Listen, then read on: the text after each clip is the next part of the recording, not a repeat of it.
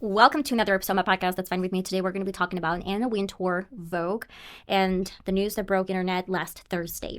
I try to do my best to film this as soon as possible, but I realized that she stepped down as a editor-in-chief only, I guess, 2 days later when the news was open for public eye. Honestly, I did not expect this, but a couple of months ago, and maybe probably a year ago, I talked that Anna Wintour is still ruling the whole company fashion industry. And where did she start? Where did she come from? Why did she become one of the most influential, iconic, I guess, figures of fashion industry? Let's talk about that and why her opinion is that important to every single designer. Maybe not every single, but a lot of designers and fashion houses.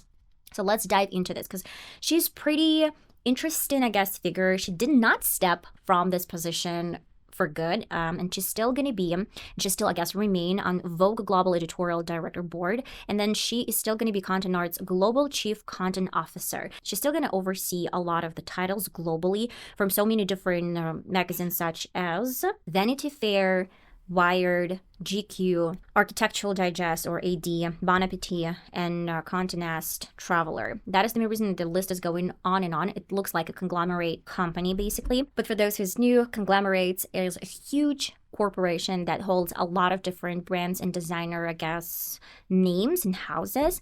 And then they have different divisions and some sub-companies.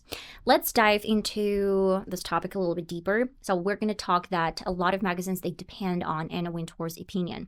But again, I'm going to talk how did she become one of the most influential figures. She was born on the 3rd of November, 1949, England, London. And her father, he was a very public figure. He was an editor, basically editor-in-chief, in Evening Standard newspaper. I would say for quite a long period of time, he actually went and, I guess, searched for Anna's opinion because he wanted to appeal for a younger audience, and that's why her opinion was pretty important for him. And I guess you can understand why she got her first job in a magazine, and she actually had a lot of steps ahead of her, but she had a great opportunity to begin her career because of her dad and her famous surname. So Wintour, his name was Charles Wintour, and that's why she always suffered in a way that he kind of was a shadow of her own name, and she wanted to be independent and she wanted to build her own career without depending on her dad. And that's why she's going to move later in her life to United States and start a little bit different and independent career. But at first, of course, as a 15-year-old, she started dating a guy. He was a novelist. His name was Piers Paul, and he was 24 back in the day. We're not going to talk about any weird, I guess, connection here, that he's 24, she was 15. But people said that Anna always tried to pick very influential, well-connected, and pretty powerful men around herself, and most of the time those men were older than she was. If I'm not mistaken, one of her first husbands, he was a child psychiatrist, and he was much older than Anna Wintour. Then later they went through divorce. She has actually 2 kids with this man, and I guess basically she has just 2 kids. And she always had this balance between her life, personal life, and people describe her as a very shy person. Sometimes, I guess, people that are pretty envious or maybe not that well with Anna Wintour, they would call her cold person, but in a way she has just the distance that she needs from people, and she has her life very private, and she's not talkative about her life, but she has a great balance. A lot of her friends say that she has a great balance of her personal life and her career. So I guess it's important to say that she went to North London Collegiate, which is sort of, church kind of school. And in 4 years, she just dropped out because she felt it was unnecessary for her. And later, she took a couple of lessons, fashion classes, I'd say, and she dropped them as well. And quote, "You either know fashion or you don't." I guess it is interesting to mention that I admire and adore this factor. I kind of agree. Probably like 90% of the time I agree with Antour, because if you have this sense of fashion, if you have this sense of style and maybe how to color match and color correct, that's kind of something within you. And a lot of designers, they have no education, as well as some actors, they have just no education. And maybe with some information and some education, some background, they would have been so much better. But in a way, I guess sometimes education, not every single education, guys, just listen to me, but certain things in creative aspects and creative careers, they might limit your vision because you have certain standards that you say, like, you know that it should be done this way, and you have like a color palette that is a base, but at the same time, from my personal point of view, and I guess Anna as well, it's limiting you in the way that maybe you could have done something better, and someone doesn't have to tell you in creative space what you should do and what you shouldn't do. If you like this combination, probably they're gonna see your vision in the future. That's why I can't judge her for being independent and wanted to do it by herself, and maybe she was much better teacher for herself than any other university, college, or classes. But she has pretty controversial beginning in her career. I don't know how, when, but in 1970s, she started working at Oz magazine, which was pretty controversial back in the day, and later she worked for Harper and Queens, where the editor-in-chief or editor itself was Min Hogg, and she had completely different vision with Anna Wintour, and Anna was pretty specific and really demanding. I guess it's given the sense of a little bit, spoiled child in a way, because she had connections, and it's so interesting that she wanted to escape this role from her dad, and she wanted to get out of his shadow, but at the same time, I mean, can you see anyone getting in this industry and in magazine world and fashion world, any world of publishing, and criticize and demanding her own rules without some influence and background as her dad, who was pretty famous back in the day in this industry? I don't really think so. Maybe Anna got her first job, and maybe not even first, but so many other jobs because of her dad's connections, and maybe because she was dating a lot of guys that had connections back in the day. So she was pretty smart when she picked her partners and probably using them in the future. That is the main reason why she left magazine Harper and Quinn. She had absolutely different vision. And this editor, Min Hogg, she mentioned that Anna was in love with fashion so much that everyone who disagreed with her vision, she just ignored or had radical opinion on their points. And that's why she left Harper and Quinn. And then she realized that it was enough for her to be in London and England, and she wanted to achieve a little bit different career heights, such as Vogue editor. That was her dream from a childhood, because she was thinking about fashion, and Vogue was a representation of fashion, not only now, but back in the day as well, in the 20th century. That's why she went to United States, and she got her first job at Harper Bazaar. Honestly, I think maybe still her dad's connections helped a little bit, and maybe not even dad's, but her lover's connections, but she had pretty strong resume, which was super helpful when she was looking for a job in the United States. And of course, a lot of people from England, they had a great option in 90s or 80s to get a job in the United States, especially with such a background. But in 9 months, she was fired, which is pretty interesting because she was talking about this on different shows. Again, it's pretty controversial. I feel like I love Anna Wintour, and I feel like I hate her. Being in the same position, being with this person in the same room that has totally uncompromising vision, it's one thing. Probably I would have hated this strong opinion because I would disagree with her. But at the same time, seeing a person from a vision, like she knew what she wanted and she just went for it, it's inspiring, and it is really... yeah, it's inspiring, I guess, in a way. That is the main reason why she mentioned it so many times in different interviews, that she was fired, and she said that sometimes you have to be fired. That means a lot because it means that you have strong opinion and maybe you have different vision. That's why people would respect you eventually in a way. But in some period of time, she was interviewed in Vogue, her dream job, but this interview didn't really go well because she went straight forward to a former editor right now that was back in the day, Grace Maribels, and she said that I want to get your job. And of course, I guess Grace wasn't a huge fan of this vision, and that's why she did not get a job at first. That is the main reason why, again, Anna Wintour went for her connections, and her connections most of the time were with man, and he was an editor in Condé Nast, Alex Liberman.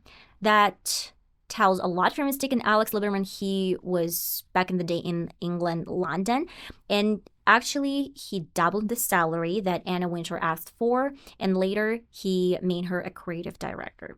In 1985, Beatrix Miller, she retired, and she was an editor of Vogue in Great Britain. That's why Anna got her place. So yeah, at first she got this creative director option, and then later she got a real job as editor in Vogue, but in Great Britain. And of course, as she started firing people because she had absolutely different vision, and people, they disagreed with her, and she hated when people disagreed with her because she wanted to build an absolutely different option and version of Vogue.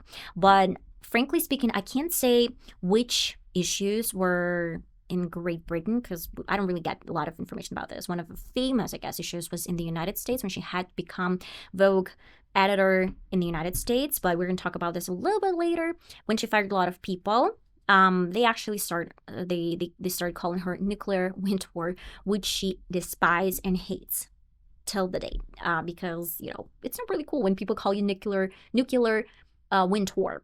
And she pissed a lot of people, basically. But she did not stop, and she was a new editor of House and Garden in the United States. This position she got in, I guess, 1987. And again, Anna Wintour was a huge fan of fashion. That's why she went in absolutely different direction of House and Garden, and people hated her vision because it was in a fashion way, and people with House and Garden didn't really care about fashion. She changed the cover, she changed the name from House and Garden. It was called S and G. That is the main reason why a lot of people, they kind of like declined their subscription. A lot of advertising companies, they took and withdrew their finances, and in 10 months she was sort of fired, but still she had pretty heavy and very strong connections. I guess she does have connections still, and that is the main reason why she was then editor of Vogue. Honestly, I have no idea how it works, because she failed one magazine and then she failed the other one, and then she got the job. I guess it's because of connections, or maybe some strong vision that everyone kind of hated and loved at the same time. And maybe they wanted to take a risk. Why do I really like United States? It's because they are willing to risk sometimes, and they're willing to give you some credit for it. And most of the companies in business, they start in the United States, because when you go to get a loan in the bank, then probably not now, but in the 20th century, especially 90s, 80s, where a lot of immigrants were coming to the United States to get this American dream, they had a loan and they started their own business, which is pretty successful now. And that is the main reason why people really love the United States, because they were willing to take a risk. That is the main reason why, I guess, Anna Wintour, she had her shot in 1988. In 10 months, I said that she was sort of fired from House and Garden. She finally got her job in Vogue magazine, and she shifted from a vision of lifestyle, kind of fashion lifestyle, that was really popular in Vogue. And then the first issue was around her birthday, I guess, November 1988.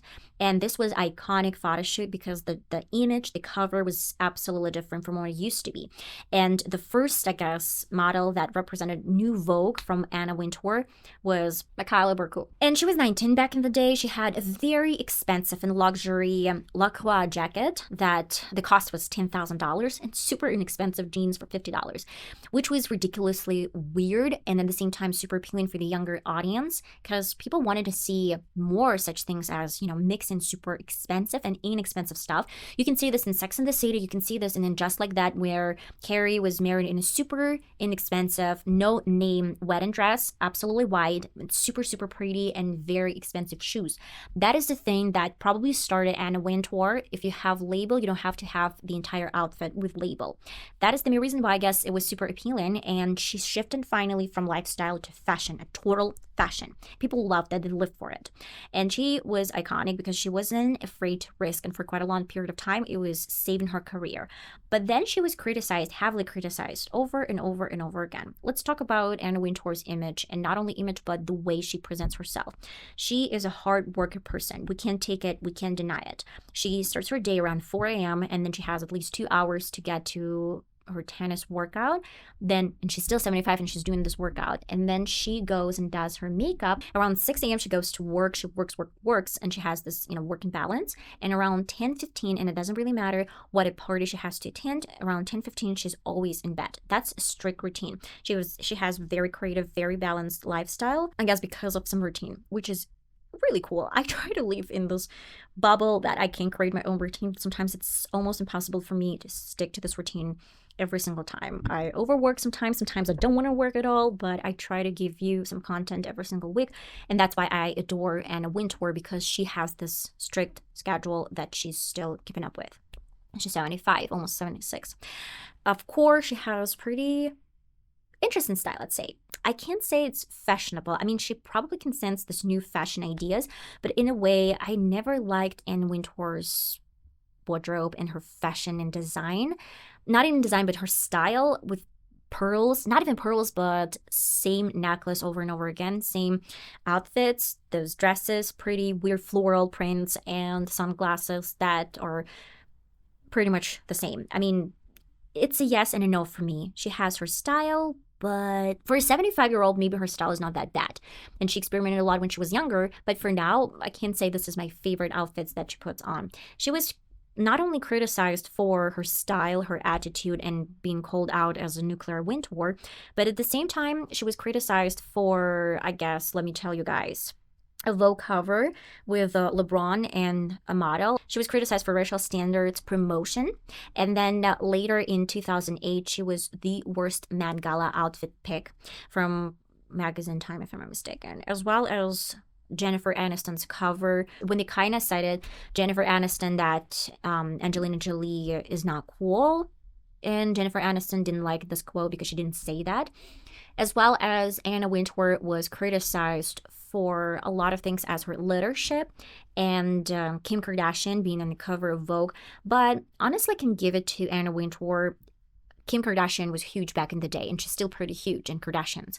And not putting her on the cover where Kim Kardashian, she's crazy about fashion, at least with Kanye, and she was an icon for some period of time. That's why getting her on the cover of Vogue is not so bad, because she's now an iconic person, because Kim Kardashian is an iconic person as well as her family. Either you like it or hate it. Let's talk about The Devil Wears Prada.